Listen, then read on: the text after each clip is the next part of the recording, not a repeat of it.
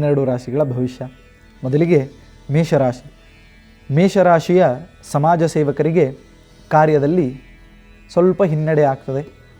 ಯಾಕಪ್ಪ ಸಾಮಾಜಿಕ ಕೆಲಸ ಮಾಡಬೇಕು, ಏನದ ಸಮಾಜಕ್ಕೆ ಮಾಡಿದ್ರಿಂದ ಅವರಿಂದ ನಮಗೆ ಉಪಕಾರ ಇಲ್ಲ, ಲಾಭ ಇಲ್ಲ ಅಂತ ಅಂದ್ಕೊಂಡು ಹಿಂದೆ ಸರಿಬೇಡ್ರಿ. ಕಿಂತು ನಿಮ್ಮ ಸಮಾಜದಲ್ಲಿ ಮಾಡಿದಂತಹ ಕಾರ್ಯ ಒಂದಿಲ್ಲ ಒಂದು ದಿವಸ ಅದು ಗಣನೆಗೆ ಬಂದೇ ಬರ್ತದೆ. ಆದ್ದರಿಂದ ಹೆದರದೆ ಕಾರ್ಯವನ್ನು ಮಾಡಿ ಅದು ನಿಮಗೆ ಅನುಕೂಲವನ್ನು ಮಾಡ್ತದೆ. ಇನ್ನು ಅದೇ ರೀತಿಯಾಗಿ ವೃಷಭ ರಾಶಿ. ವೃಷಭ ರಾಶಿಯ ಉದ್ಯೋಗಸ್ಥರಿಗೆ ನೆಮ್ಮದಿಯ ವಾತಾವರಣ ಇದೆ.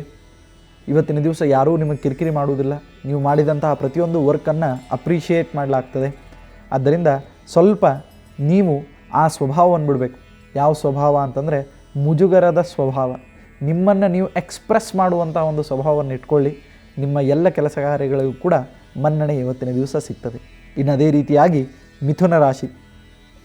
ಮಿಥುನ ರಾಶಿಯವರು ಇವತ್ತಿನ ದಿವಸ ಪಕ್ಷಿವಾಹನನಾಗಿರ್ತಕ್ಕಂತಹ ಆ ನಾರಾಯಣನ ಸ್ಮರಣೆ ಮಾಡಿಕೊಳ್ಬೇಕು. ಯಾಕೆ ಅಂತಂದರೆ ವಾಹನಗಳಿಂದ ಸ್ವಲ್ಪ ಎಚ್ಚರಿಕೆಯಿಂದ ಇರಬೇಕು. ವಾಹನದಲ್ಲಿ ಓಡಾಡ್ತಿರಬೇಕಾದ್ರೆ, ಆ ವಾಹನ ಸವಾರವನ್ನು ಮಾಡ್ತಿರಬೇಕಾದ್ರೆ ಸ್ವಲ್ಪ ಎಚ್ಚರಿಕೆಯಿಂದಿರಿ. ಪಕ್ಷಿವಾಹನನಾಗಿರ್ತಕ್ಕಂತಹ ಆ ಸ್ವಾಮಿಯ ಸ್ಮರಣೆಯನ್ನು ಮಾಡಿ ನಿಮ್ಮ ದಿನ ಇದು ಸುದೀನವಾಗ್ತದೆ. ಇನ್ನು ಅದೇ ರೀತಿಯಾಗಿ ಕರ್ಕರಾಶಿ.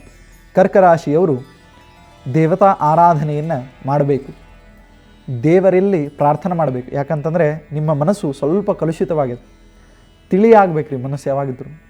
ಆ ಮನಸ್ಸು ಎಷ್ಟು ತಿಳಿ ಇರ್ತದಲ್ಲ ಅಷ್ಟು ಒಳ್ಳೆಯ ವಿಚಾರಗಳು ಬರ್ತವೆ, ಅಷ್ಟು ಜೀವನದಲ್ಲಿ ನಮಗೆ ಅದ್ಭುತವಾದಂಥ ಚಿಂತನೆಗಳ ಪ್ರಾಪ್ತಿ ಆಗ್ತದೆ.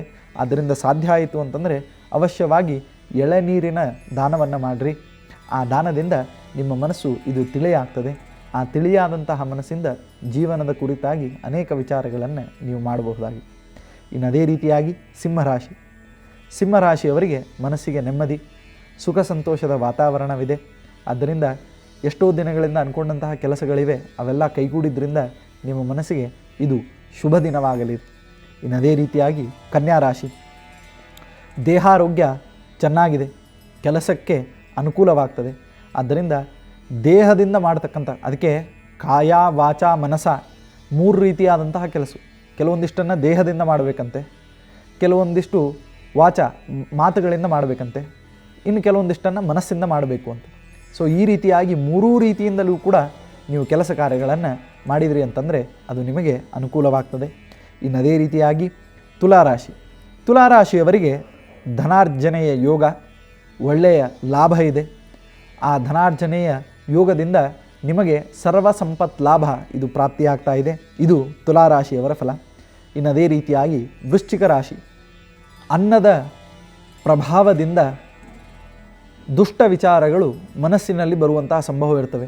ಆದ್ದರಿಂದ ಆದಷ್ಟು ರುಚಿಯಾದ, ಶುಚಿಯಾದ, ದೇವರಿಗೆ ನಿವೇದಿತವಾದ ಅಥವಾ ತೆಗೆದುಕೊಂಡಂತಹ ಅನ್ನವನ್ನೇ ಇದನ್ನು ನಾನು ದೇವರಲ್ಲಿ ಸಮರ್ಪಿಸಿ ಭುಂಜಿಸ್ತಾ ಇದ್ದೇನೆ ಅಂತನ್ನುವ ಸಂಕಲ್ಪವನ್ನಾದರೂ ಮಾಡಿ ಅದನ್ನು ಅನ್ನವನ್ನು ಭೋಗಿಸಿದಾಗ ನಿಮ್ಮ ಮನಸ್ಸಿಗೆ ಒಳ್ಳೆಯ ಸದ್ವಿಚಾರಗಳು ಬರ್ತವೆ.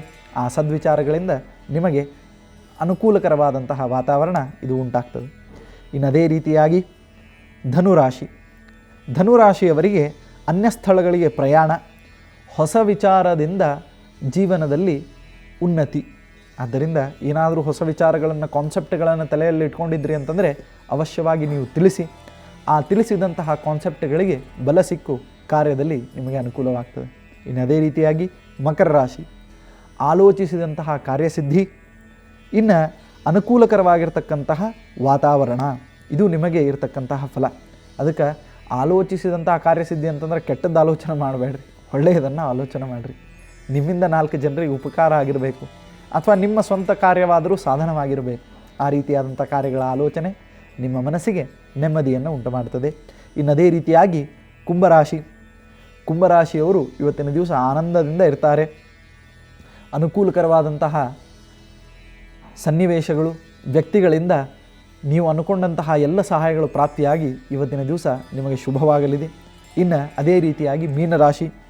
ಮೀನರಾಶಿಯವರಿಗೆ ಮನಸ್ಸಿನಲ್ಲಿ ವ್ಯಾಕುಲತೆ, ಏನೋ ಭಾಳ ಅಂದ್ಕೊಳ್ಳಿಕತ್ತೀರಿ ಭಾಳ ದಿವಸದಿಂದ, ಅದನ್ನು ನಿಮಗೆ ಹೇಳಲಿಕ್ಕೆ ಆಗವಲ್ತು. ಆದ್ದರಿಂದ ಆ ವ್ಯಾಕುಲತೆಯಿಂದಾಗಿ ಬಳಲ್ತಾ ಇದ್ದೀರಿ, ಯಾರಿಗೆ ಹೇಳಿ ಅಂಥೇಳಿ. ಸೊ ನೀವು ಆ ಮನಸ್ಸಿನ ವ್ಯಾಕುಲತೆಗೆ ಸಂಬಂಧಪಟ್ಟಂತೆ ಇವತ್ತಿನ ದಿವಸ ನಿಮ್ಮ ಭಾವನೆಗಳನ್ನು ಹಂಚಿಕೊಳ್ತಾ ಇದ್ದೀರಿ. ಸ್ವಲ್ಪ ಲಕ್ಷ್ಯ ಕೊಟ್ಟು ಹಂಚಿಕೊಳ್ಳ್ರಿ. ಯಾಕೆ ಅಂತಂದರೆ ಅದು ನಿಮಗೆ ವೈರತ್ವವನ್ನು ಉಂಟು ಮಾಡುವಂತಹ ಸಂದರ್ಭ ಇರ್ತದೆ. ಆದ್ದರಿಂದ ಮೀನರಾಶಿಯವರು ಈ ರೀತಿಯಾದಂತಹ ಫಲಗಳನ್ನು ಹೊಂದಿದ್ದಾರೆ. ದೇವರ ಗುರುಗಳ ಅನುಗ್ರಹದಿಂದ ನಿಮ್ಮ ಈ ದಿನ ಸುದಿನವಾಗಲಿ. ಮುಂದಿನ ಭಾಗದಲ್ಲಿ ಹಿತವಚನವನ್ನು ಕೇಳೋಣ. ಆ ಹಿತವಚನದಿಂದ ನಮ್ಮ ಇಡೀ ದಿನ ಇದು ಹಿತಕರವಾಗಿರಲಿ ಅಂತ ನಾವು ಪ್ರಾರ್ಥನೆಯನ್ನು ಮಾಡ್ತಾ ದಾರಿದೀಪದ ಈ ಭಾಗವನ್ನು ಇಲ್ಲಿಗೆ ಮುಗಿಸ್ತಾ ಇದ್ದೇವೆ.